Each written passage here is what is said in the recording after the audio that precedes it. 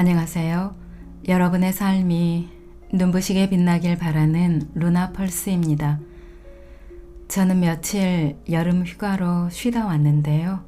여러분들 그동안 잘 지내셨나요? 오늘 소개해 드릴 책은 몽테뉴의 수상록입니다. 옮긴 사람은 권응호, 펴내는 것은 홍신문화사입니다. 이 책의 원제는 에세이고요. 최초로 수필 형식을 완성시킨 것으로 평가받고 있는 책이죠. 르네상스 시대의 프랑스 수필가이며 철학자인 몽테뉴에 대해서 간략히 소개해 드리겠습니다. 1533년에 태어나 1592년 세상을 떠날 때까지 수필과 철학을 통해 인간의 자유를 억압하는 모든 요소를 고발하고 인간에게 중용과 절도를 권장했습니다. 부유한 상인의 아들로 태어나 최고의 교육을 받고 보르도시의 재판소 평의원으로 지내는 동안 알게 된 친구 드라 보에시의 죽음은 그에게 대단한 충격을 주었다고 하네요. 1565년 아버지가 죽고 그는 사색적이 되어서 점차 독서에 몰두하게 되었습니다. 1570년 평의원직을 사퇴한 후에는 대부분의 시간을 명상에 잠기거나 라틴 고전과 현대서적을 두루 섭렵하고 책 여백에 주예와 독후감을 쓰며 보냈다고 해요. 그러는 동안 삶의 도덕적 관념이 생겨나서 자기의 사상을 펼쳐 나가게 된 것이라고 합니다. 몽테뉴는 담석증이라는 병을 앓고 있었는데요. 치료를 위해 피레네 산중의 온천을 비롯한 여러 온천을 찾아다니기도 했다고 합니다. 수상록은 책의 서문에 나 자신이 곧 이 책의 소재라고 말한 바와 같이 몽테뉴 자신을 소재로 하고 있습니다. 자기 자신의 경험이나 플라톤, 세네카, 아리스토텔레스 등의 고전의 인용을 바탕으로 쓴 책입니다. 책을 읽다 보면 마음을 훔치는 인용구들이 굉장히 많이 나옵니다. 오늘 낭독해드릴 부분은 양심에 대하여 그리고 철학은 죽는 법을 배우는 일이다 중에서 일부 읽어드리겠습니다. 오늘도 책과 함께 편안하고 따스한 시간 되시기 바랍니다. 양심에 대하여 우리나라 내란 시대 어느 날 나는 드라 브루스 성주의 내 형님과 여행을 하다가 점잖은 한 귀인을 만났다. 그는 우리와는 반대당이었다. 그러나 그렇지 않은 채 하고 있었기 때문에 나는 그 사실을 전혀 모르고 있었다. 이런 내란의 시기에서 가장 흉한 일은 사정이 뒤죽박죽이어서 모두 같은 법률 밑에 살며 풍속도 풍채도 같기 때문에 적인지 내 편인지 외모로나 언어로나 태도로는 분간할 수 없다. 그 때문에 혼란과 무질서를 피하기는 무척 어려운 일이었다. 나로서도 검문당하거나 더 나쁜 일이라도 당할까봐 내가 알려지지 않은 고장에서는 우리 부대를 만나는 것조차도 두려워 조심했다. 그럴 만한 일이 내게도 있었기 때문이다. 나는 단순한 오해로 하인들과 말들을 잃었다. 그 가운데에서도 마음 아픈 것은 다른 사람들의 경우보다 내가 보살펴 키우던 이탈리아 귀족 출신의 시동이 살해되어 장래가 창창하던 젊은 생명 하나를 사라지게 한 일이었다. 이 아이는 무서움으로 정신을 잃고 말탄 사람을 만날 때나 왕이 계신 도시를 지날 때마다 죽을 듯 괴로운 표정이었다. 그 모습에 나는 이 아이가 양심의 가책을 느끼고 있기 때문이라고 짐작했다. 이 가련한 자의 경우 사람들이 그의 가면과 외투에 달고 다니는 십자가를 뚫어 마음속 깊이 간직된 비밀의 의향을 잃어가듯 내게 그런 모습으로 보였다. 양심이 우리 속을 탄로시키며 우리 자신을 비난하고 우리 자신과 싸운다. 외부의 증인이 없어도 양심은 우리의 의사에 반하여 우리 속을 드러내 보인다. 우리를 보이지 않는 채찍으로 매질하며 그 자체가 우리의 형리가 된다. 주베날리스의 말입니다. 다음은 아이들의 입에 잘 오르는 이야기이다. 파이오니아인 베소스는 장난으로 참새 집을 때려 부수고 새를 죽였다는 책망을 받고 말하기를 이 작은 새들은 줄곧 자기에게 아버지를 죽였다고 비난하기를 그치지 않아 그렇게 한 것이므로 자기가 한 일은 옳다고 하였다.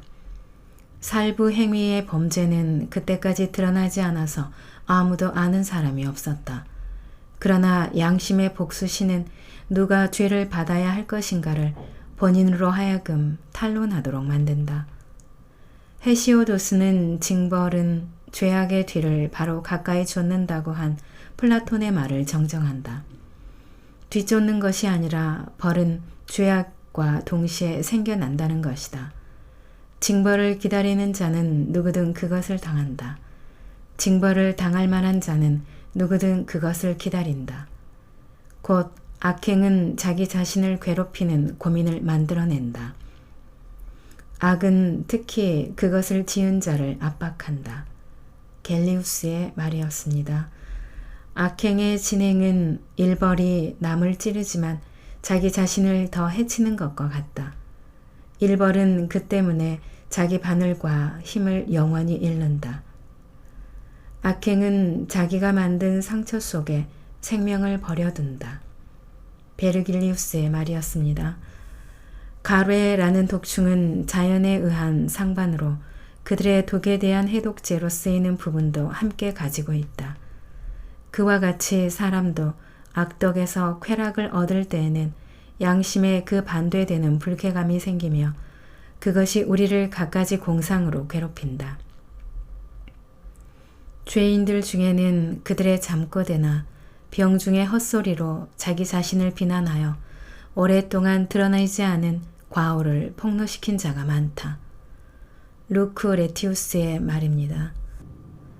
아폴로도로스는 스키다이족들이 자기의 살갗을 벗겨 냄비 속에 삶고 있는데 자기 마음은 내가 네게 이 모든 불행의 원인이 되었다고 수근거리는 꿈을 꾸었다. 어떠한 숨을 것도 악인에게는 소용없다.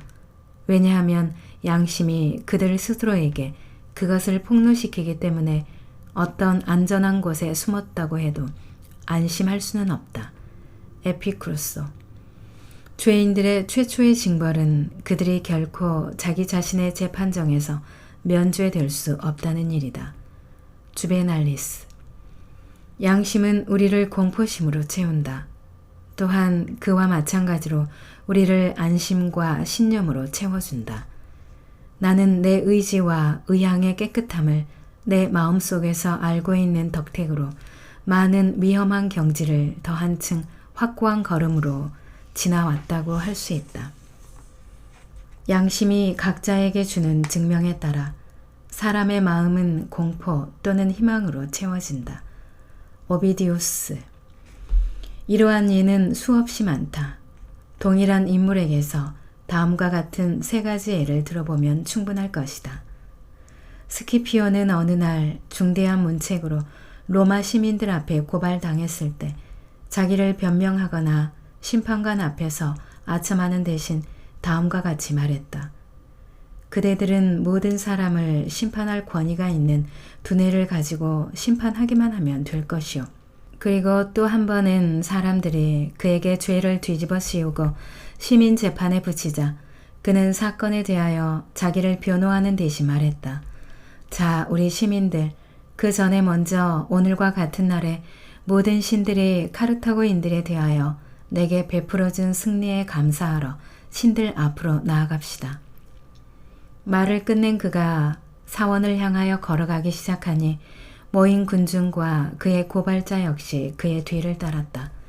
그리고 페틸리우스가 카토의 교사를 받고 그에게 안티오쿠스 지방에서 사용한 금전의 내용을 밝히라고 요구했을 때의 일이다.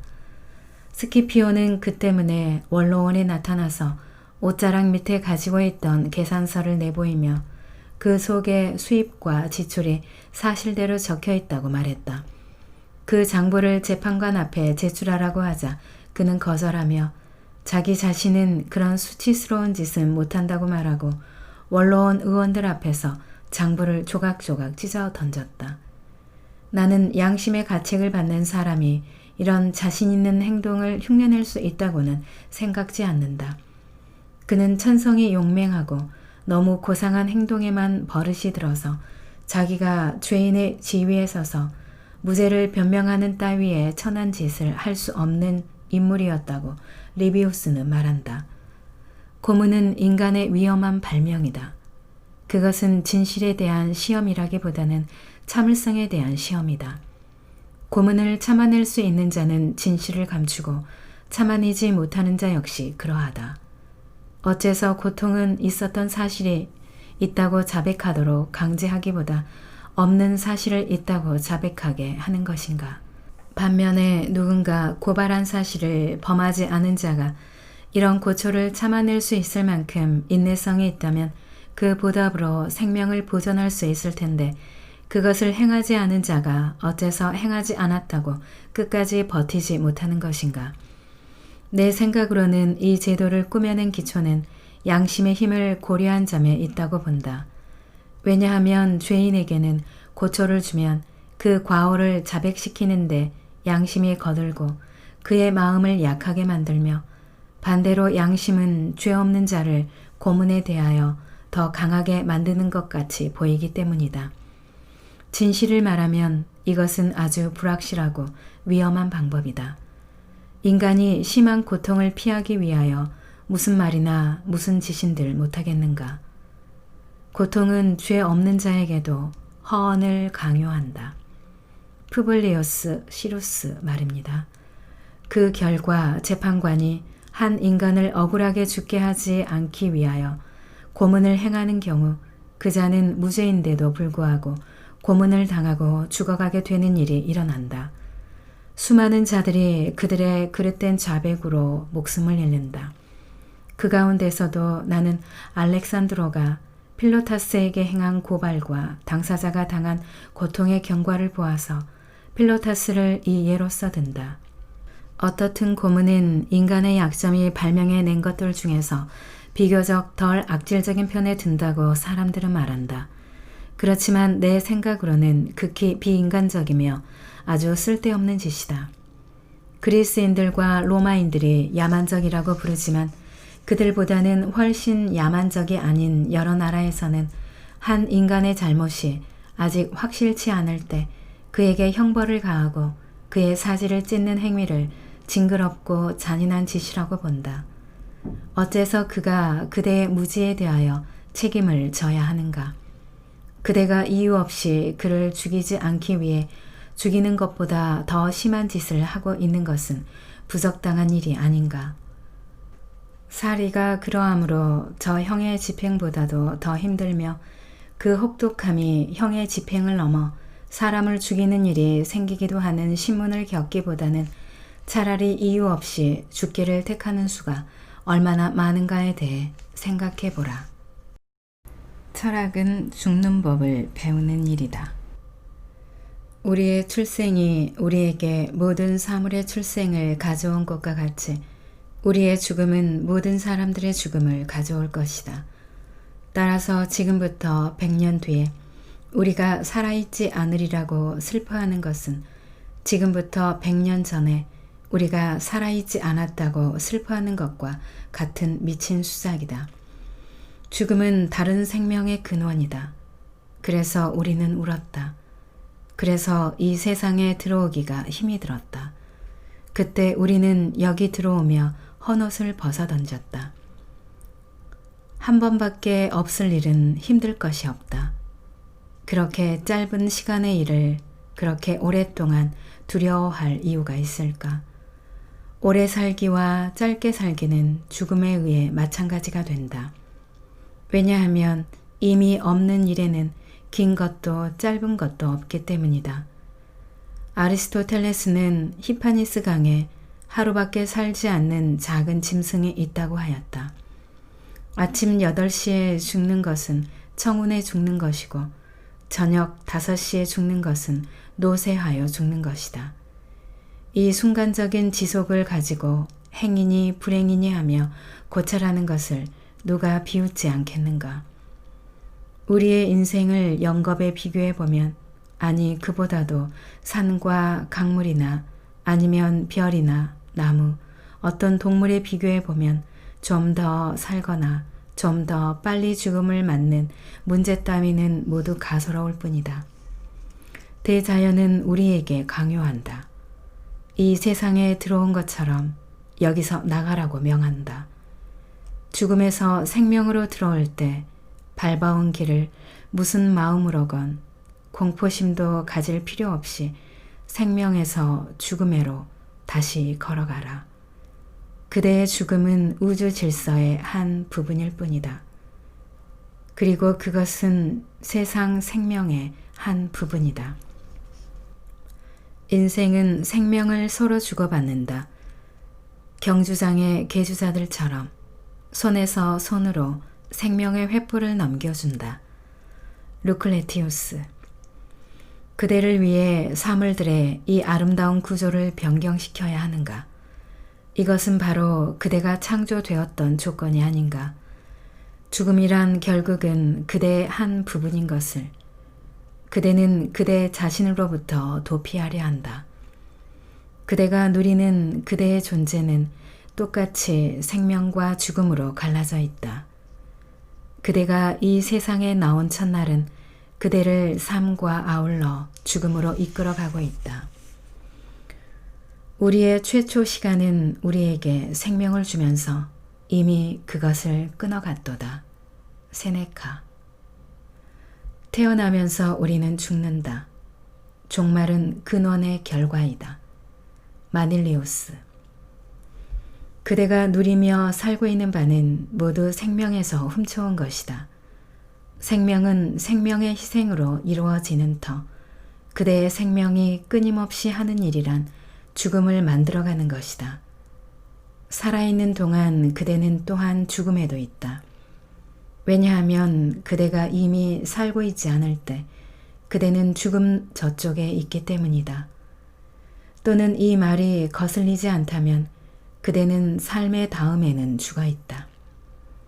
그리고 살아있는 동안 그대는 죽고 있다. 어째서 마음껏 먹은 손님처럼 인생을 떠나지 않는가? 루클레티우스. 인생 그 자체로서는 결코 좋은 것도 나쁜 것도 아니다. 그대들이 인생에게 차려주는 자리의 좋고 나쁨에 따를 뿐이다. 그대가 하루를 살았다면 다 살아보았다고 해도 좋다. 하루나 모든 날들이나 마찬가지이기 때문이다. 하루나 모든 날들이 낮의 밝음에 다를 것 없고 밤의 어두움에 다를 것 없다. 이 태양, 이 달, 이 별, 이 배치, 이것은 그대의 조상들이 누려온 것이며 그대의 후손들이 이어받아갈 것이다. 기껏해야 우리 인생 연극의 막에서 모든 배열과 변화는 1년 안에 완수된다. 내 계절의 움직임을 주위에 살펴보았다면 그 안에 이 세상의 유년기, 청년기, 장년기, 노년기를 포함함을 알 수 있다. 그로써 연극은 끝난다. 인생의 연극은 다시 시작해보는 수밖에. 어디서 그대의 생명이 끝나건 생명은 거기까지, 그것이 전부이다. 삶의 효용은 공간에 있지 않고 사용에 있다. 적게 살고도 오래 산 자가 있으니 그대 살아있는 동안 그 점에 주의하라. 그대가 실컷 산다는 것은 세월의 길고 짧음에 달려있지 않고 그대의 의지에 달려있다. 그대가 끊임없이 가고 있는 곳으로 그대는 결코 도달하지 않으리라고 생각하는가? 나갈 곳 없는 길은 없도다. 길동무가 있어야 덜 허전하다면 세상 사람들 모두 그대가 가는 길과 같은 길을 가는 길동무 아닌가? 그대가 움직일 때 모두가 다 움직이지 않는가? 그대와 함께 늙지 않는 사물이 있는가? 수천의 인간들, 수천의 동물들, 수천의 다른 생명들이 그대가 죽는 것과 같은 그 시각에 죽는다. 뒤로 물러날 수밖에 없을 바에야 죽음 앞에서 물러선들 무엇하리.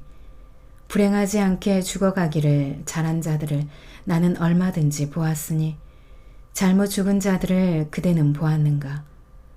그대 자신도 다른 사람이라도 자기가 경험하지 않은 일을 나쁘게 말하는 것은 너무나 어리석은 일이다. 영원한 생명을 상상해 보아라.